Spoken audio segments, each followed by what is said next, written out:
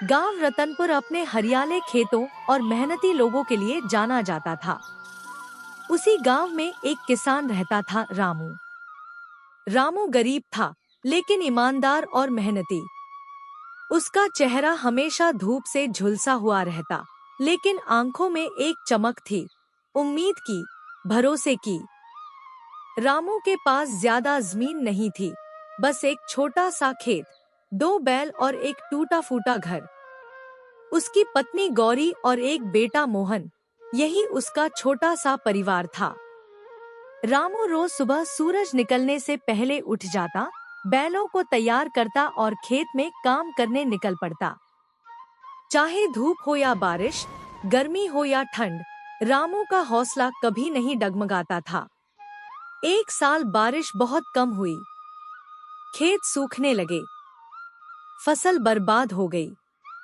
गांव के कई किसान कर्ज में डूब गए, कुछ ने तो अपनी जमीन तक बेच दी। रामू पर भी कर्ज चढ़ने लगा, लेकिन उसने हार नहीं मानी। गौरी कई बार कहती, रामू, अब शहर चलो, वहां मजदूरी करके कुछ तो कमा लेंगे।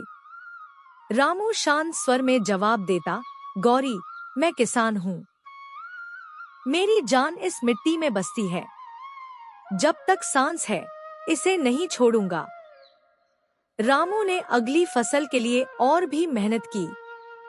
वह दिन में 2 बार खेत में पानी डालने जाता, बीज खुद छांटता, कीटनाशक खुद बनाता, पेट काट काट कर पैसे बचाए और फिर से फसल बोई।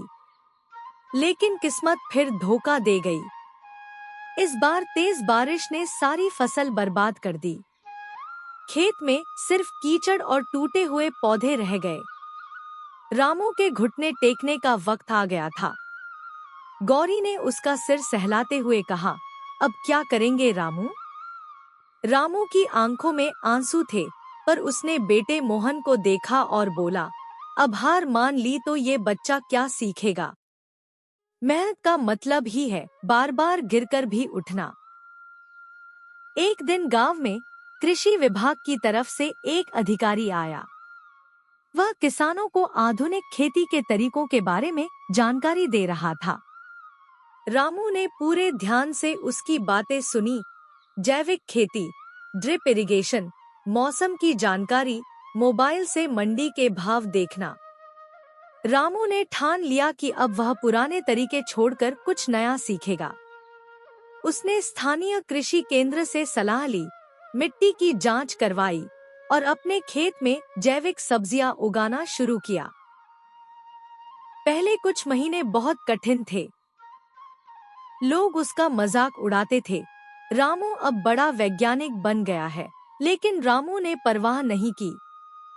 धीरे धीरे उसके खेत में ताजी, हरी भरी सब्जियां लहलहाने लगी।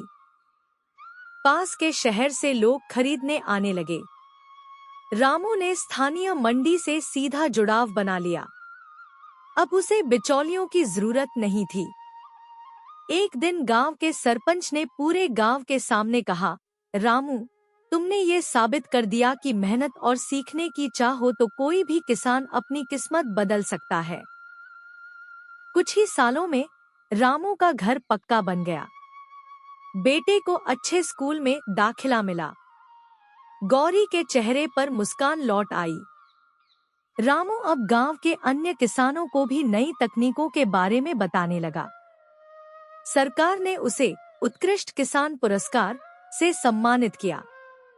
गांव का वही रामू अब पूरे जिले के लिए एक मिसाल बन चुका था। एक दिन रामू खेत में बैठा सूर्यास्त देख रहा था।